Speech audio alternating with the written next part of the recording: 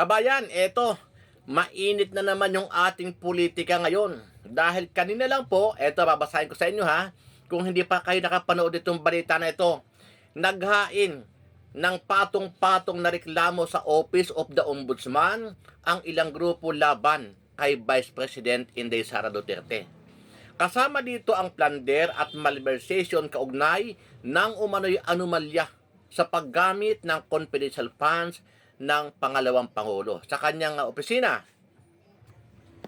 Nananawagan din ang mga complainant ng masusing imbestigahan ang pangalawang Pangulo para daw sa posibleng paghahain muli ng impeachment complaint laban sa kanya.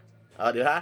So, ang komento, karamihan po sa komento ng ating mga kababayan, ng netizen, ay bakit daw itong si BP Sara ang pinag-iinitan sa ngayon.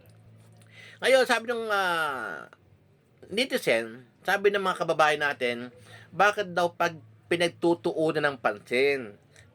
Although, kung totoo man yun, may pananagutan si BP Sara. Pero, mas malaki daw yung kay Pangulong Bongbong Marcos at kay Martin Romualdez at umabot nga ito ng bilyon-bilyon piso.